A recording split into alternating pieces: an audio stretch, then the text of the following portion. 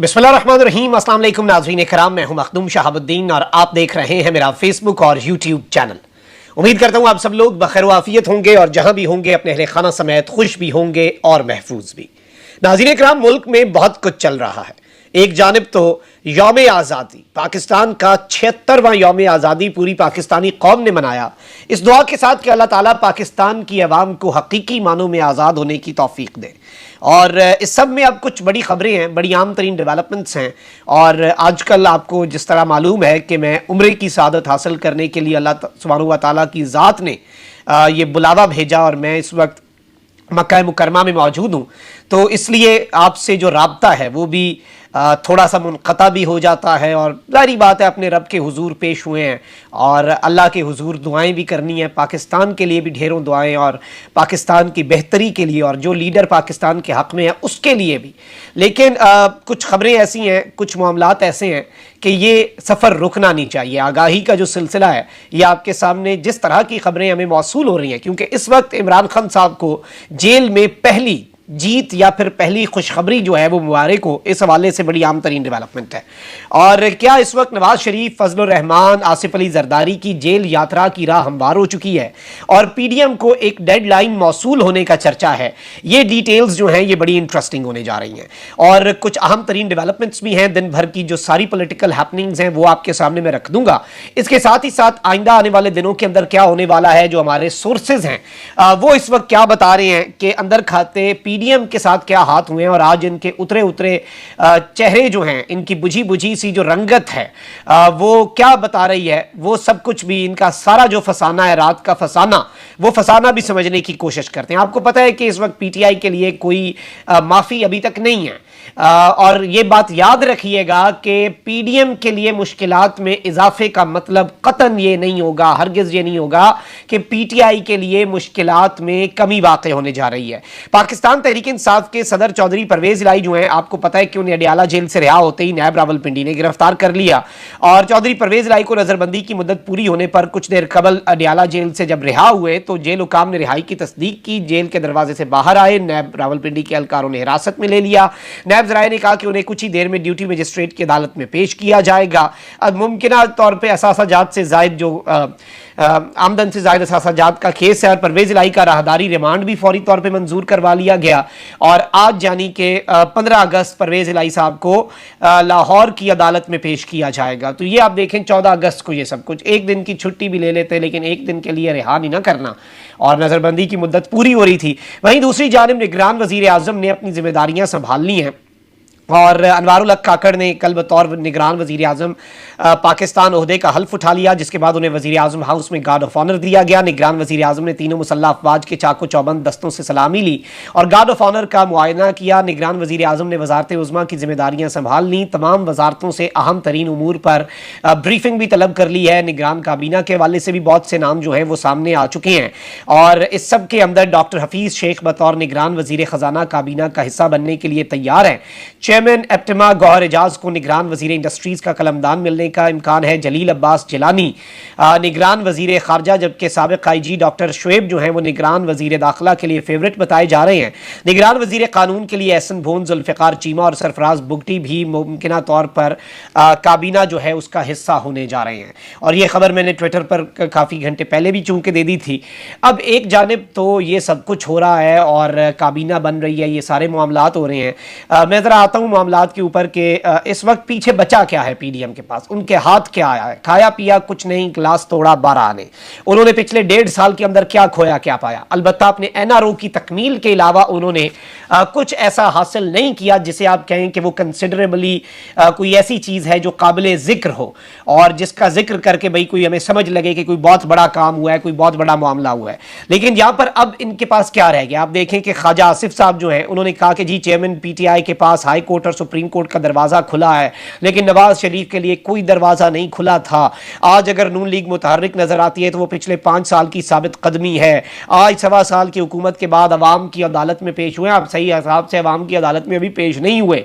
लेकिन इस सब के अंदर इन्होंने ये बात कही कि जी अवाम से इन्होंने कहा कि अवाम 9 मई के वाक़यात का बदला ले, मतलब 9 मई के वाक़यात का। लेकिन ये अगर ख्वाजा आसिफ साहब क्लियर कर देते कि 9 मई के वाक़यात का किससे बदला ले, ये ज़्यादा वाज़ेह हो जाता। आप देखें कि इनकी अब यही एक स्ट्रैटेजी रह गई है, पीछे यही बचा है कि एस्टैब्लिशमेंट खान को रगड़ दे, पीटीआई को रगड़ा लगा दे, हम अंधों में काने राजे बन जाए, खान के बगैर हम इलेक्शन में उतरे। जिस तरह राणा सनाउल्लाह साहब ने कहा था ना, यह बात सर्वाइवल की है, ये बका की जंग है।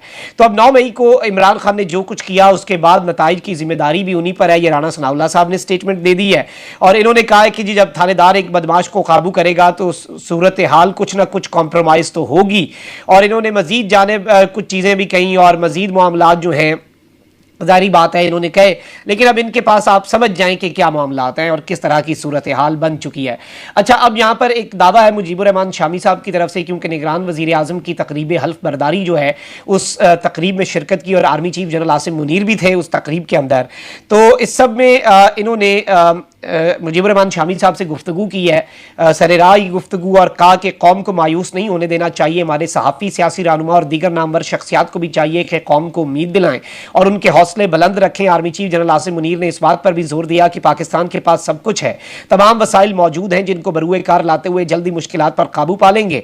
हमें अपने हौसले बुलंद रखते हुए मुल्क की तरक्की के लिए हर मुमकिन किरदार अदा करना है और हमारी तरक्की आइंदा नस्लों की तरक्की की जामिन होगी। हमें खौफ और मायूसी फैलाने वालों का मनफी प्रोपेगेंडा जो है वो मुस्तरद करना है। अब एक जानिब तो chief of the army staff ने ये बड़ी अहम बात की, लेकिन इस तकरीब के अंदर जो अहम चीज़ है वो ये है कि शहबाज शरीफ साहब जो हैं वो जो लाइमलाइट के शौकीन थे, शहबाज शरीफ साहब कहते हैं कि मुझे फ़ख्र है कि मैं आज भी एस्टैब्लिशमेंट जो है उसके लिए काबिल कबूल हूँ, उसकी आंख का तारा हूँ, उनके लिए कंसिडरेबल ऑप्शन हूँ। लेकिन अनवारुल हक काकड़ साहब जब से बने हैं निगरान वज़ीर आज़म, उनका नाम शहबाज शरीफ साहब ने ही अपेरेंटली फाइनल किया, लेकिन उसके बाद से शहबाज शरीफ साहब के औसान ख़ता हैं। शहबाज शरीफ साहब का यूं लगता है कि दिल टूटा है, और जिस तरह से जरदारी साहब का दिल टूटा था और उनका बिलीफ जो है वो ख़त्म हो गया था जब आपने बनाई थी इस्तेहकाम पाकिस्तान पार्टी और फिर पीटीआई पार्लियामेंटेरियंस और बाप के जो लोग हैं वो वापस बाप में चले गए पीपल्स पार्टी में, जिन्होंने पिछले साल शमूलियत इख्तियार की थी।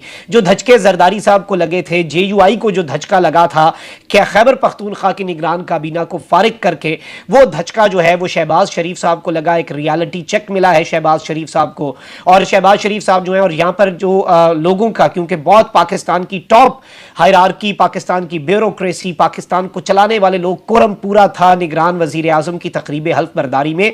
नॉर्मली निगरान वजीर आजम की तकरीब हल्फ बरदारी इतनी इंपॉर्टेंट नहीं होती जो एक नॉर्मल टर्म के वजीर आजम की तकरीब हल्फ बरदारी होती है, क्योंकि वो ऑब्वियसली 5 साल के लिए आ रहा होता है, वो एक पूरा मैंडेट लेकर आ रहा होता है, उसके पीछे आईनी एक पूरा उसके पीछे आइन उसे एम्पावर करके भेजता है। निगरान वजीर आजम की लिमिटेशंस होती हैं, लेकिन यहाँ पर सदर मुमलिकत आरिफ अलवी जो है वो इस तकरीब हल्फ बरदारी के अंदर सेंटर ऑफ अट्रैक्शन थे। उसके बाद जो सेकंड नंबर पे सेंटर ऑफ अट्रैक्शन था, नीचे से मैं बता रहा हूँ, एंड पे सदर आरिफ अलवी, फिर निगरान वजीर आजम अनवारुल हक काकड़ साहब, और पहले नंबर पे chief of the army staff Shehbaz Sharif साहब जो हैं वो थोड़े उखड़े उखड़े नजर आए। गालिबन उन्हें अब ये हजम नहीं हो रहा था कि अब उनके हाथ से गेम निकल चुकी है और मामलात जो हैं वो उनके पास अब वैसे नहीं रहे जैसे थे, और शहबाज शरीफ साहब जो हैं वो मुकम्मल तौर पर नाकाम, एक शिकस्त खुर्दा इंसान के तौर पे जल्दी भी तकरीब से गालिबन वो चले गए। तो अब यहाँ पर एक जानिब तो ये सब कुछ हो रहा है, वहीं दूसरी जानिब अब कुछ चीज़ें जल्दी भी करनी है, लेकिन जो वहाँ पर अट्रैक्शन थी निगरान वज़ीर आज़म के हवाले से जो एक माहौल बना हुआ था उसमें ये महसूस किया जा रहा था कि ये 3 या 6 महीने नहीं, इवन तवील मुद्दती सेटअप भी हो सकता है, मज़ीद चीज़ें आ सकती हैं। 6 महीने तक तो मामलात ले जाना कोई ज़्यादा मुश्किल है ही नहीं, 4-5 महीने में मरदमशुमारी करें, एतराज़ात हों, अदालतों में मामलात लेके जाएं, फिर 3 महीने के अंदर 90 दिन के अंदर उसके बाद इलेक्शन करवाएं। उसके साथ ही साथ लेकिन इंपॉर्टेंट चीज़ ये है कि PDM के औसान ख़ता हैं, लेकिन समझ नहीं आती, समझने वाले समझने से कासिर हो चुके हैं कि किस तरह से ये PDM का जो टोला है, इनके हाथों से ये सब कुछ करवाया गया। इन्हें अपने हाथों से इनसे असम्बली तोड़वा के 90 दिन इनके हाथों से मुश्तरका मफादात काउंसिल के अंदर पहले ये मुखालफत करते रहे पीपल्स पार्टी, पता नहीं ऐसी कौन सी चाबी है कि अचानक वहाँ पर इन्होंने अप्रूवल दे दिया। अनवारुल हक काकड़ के ऊपर खुर्शीद शाह की स्टेटमेंट से जल्दी जल्दी दामन छुड़वाने की कोशिश की कि हमें तो पता ही नहीं था भाई कि ये क्या हो गया, पता तो क्या पता शहबाज शरीफ साहब और राजा रियाज साहब को भी ना हो कि अनवारुल हक काकड़ साहब ने वजीर आजम बनना है। I have a lot of expectations from Kakar साहब, अल्लाह ताला उन्हें तौफीक दे कि वो आइन और कानून के मुताबिक, इंसाफ के मुताबिक और अपने ओहदे का जो हल्फ उन्होंने उठाई, हल्फ बहुत बड़ी चीज़ होता है, हमारे सियासतदान हल्फ को बहुत लाइटली लेते हैं। हल्फ उठाया कोई, ये आपके लिए सेलिब्रेशन का मौका है। मैं ज़ाती तौर पे समझता हूं कि अगर आपको कोई मनसब मिले और आपको हल्फ उठाना पड़े, वो आपके लिए इतना मुश्किल मरहला है कि आपने उसकी फिर पासदारी भी करनी है। वो हल्फ है, मतलब ऐसे तो नहीं है ना कि मुआहदे को हदीस या कानून नहीं कि तोड़े ना जा सके, ये चीज़ें तो नहीं होती। अच्छा, वहीं दूसरी जानिब अब एक्टिव होने की भी लोग कोशिश करेंगे दोबारा से निगरान हुकूमत के अंदर, और नौशहरा में परवेज़ खटक की पार्टी जो है उसने बेसिकली 19 तारीख को एक जलसे का भी ऐलान किया हुआ है, और ये एक बहुत बड़ा टेस्ट होगा कि खैबर पख्तूनख्वा की आवाम किस तरह से रिजेक्ट करती है इन्हें या फिर इमरान खान के पीछे। अभी तक तो आवाम इमरान खान के पीछे है, इमरान खान को जिद बना लिया हुआ है। आप सिर्फ एक इजाज़त दे दें कि पाकिस्तान की आवाम को एक दिन के लिए कहें और एक टेस्ट करवा लें, आप कहें कि कोई स्टेट मशीनरी एक्टिव नहीं होगी, किसी के ऊपर इंतकामी कार्रवाई नहीं होगी, बस 3 ये मैदान है, यहां पर हर पार्टी का सपोर्टर जो है वो इकट्ठा हो जाए, जो आना चाहता है फिर वो बेशक बाकी भर भर के लाएं, पीटीआई के सारे बंदे पकड़ लें, आपको समझ लग जाएगी। आप अपने घर से निकलें किसी भी इलाके में, आप पहले 100 बंदे से पूछें और अपना सर्वे कर लें, रैंडम पाकिस्तान के किसी कोने में वो किसके साथ खड़ा है, आपको पता लग जाएगा आवाम किसके साथ है। अच्छा, वहीं दूसरी जानिब पीडीएम जो है, इनके भी ज्यादा बंदे भी मैं बता रहा हूं, तकरीबी अलबरदारी ने सारा कुछ बता दिया, और इनकी सुबह बता रही थी इनकी रात का फसाना, और इनके जो हर चीज उलझी थी और कुछ भी सुलझ नहीं रहा था, बेचैनी थी, इस्तराब था, मुस्तरब थे शहबाज शरीफ साहब, बॉडी लैंग्वेज में कॉन्फिडेंस की इंतहाई कमी थी, ये सब कुछ। अच्छा, वहीं दूसरी जानिब एक और दावा सामने आ रहा है कि क्योंकि अब एक निज़ाम को रीबूट किया जा रहा है और एक ग्रेट आप कह लें कि शिफ्ट है, बहुत बड़ा निज़ाम का जो आने जा रहा है, और उस हवाले से एक्सपेक्टेशंस हैं। आइन में उसकी कितनी गुंजाइश है वो अलग चीज़ है, लेकिन मैं जिस तरह से पिछले 2 महीने से आपके सामने बता रहा हूं कि इमरान खान के लिए चाहे बुरी खबरें कम ना हो, लेकिन पीडीएम के लिए कम से कम बुरी खबरों का आगाज़ होगा, और इमरान खान साहब के लिए यही ताज़ा हवा का झोंका है, इमरान खान साहब के लिए यही जीत है कि ये भी फिर नहीं, ऐसे है तो फिर ऐसे ही सही। और इस सब के अंदर ये भी इत्तलात हैं कि जिस तरह पीटीआई के लोगों के ऊपर, मीडिया पर, सियासत पर कुछ के ऊपर पाबंदी लगाई जा रही है, उसी तरह से पीडीएम की जमातों को लिस्टें दी जाएंगी। पीडीएम की जमातों की सिक्योरिटी, अब सियासत भी सब्जेक्ट टू सिक्योरिटी क्लियरेंस हो सकती है। पीडीएम को, नून लीग को कहा जाएगा ये आपके 6 बंदे कोई नहीं ठीक, इन्हें आपने सियासत में खुले लाइन लगाए, ये मीडिया पे भी कोई नहीं आएंगे, कोई लाइमलाइट इन्हें नहीं मिलेगी। अच्छा, उसके अलावा पीपल्स पार्टी को कहा जाएगा कि आपके ये बंदे नहीं ठीक। अच्छा, वैसे तो अगर करप्शन और मुल्क के लिए नुकसानदेह होने पे करना है तो फिर पूरी सियासी जमातें, लेकिन मैं जाती तौर पे समझता हूं कि ये पाबंदी भी ऐसी नहीं होनी चाहिए। देखें खान साहब या पीटीआई के ऊपर पाबंदी, अवाम, ये पाबंदी भी अवाम लगाए, अवाम नहीं वोट देगी तो वो खुद ही खुडे लाइन हो जाएंगे। आप इलेक्शन तो कराएं, एक दिन साफ और शफाफ इंतखाबात कराएं, सबको मैदान में निकलने दें, नवाज शरीफ साहब को भी लेवल प्लेइंग फील्ड दें, नवाज शरीफ साहब की सारी सजाएं माफ करके नवाज शरीफ साहब को मैदान में उतारें, खान की कोई सजा माफ ना करें, खान को जेल में रहने दें, खान को जेल में रहने दें, 3 महीने खान जेल में रहे, और उसके बाद अवाम ने खान को निकालना हुआ तो अवाम दिखा देगी कि अवाम किस तरह से निकालती है। लेकिन पीटीआई को विक्टिमाइज ना करें और तमाम तर चीज़ें करें, आपको सब पता चल जाएगा, आपको सब कुछ रोज़े रोशन की तरह यहाँ हो जाएगा। तो ये अभी तक की ताज़ा तरीन डेवलपमेंट्स हैं, डेडलाइंस जो हैं और लिस्टें जो हैं वो पीडीएम की जमातों को मिल सकती हैं,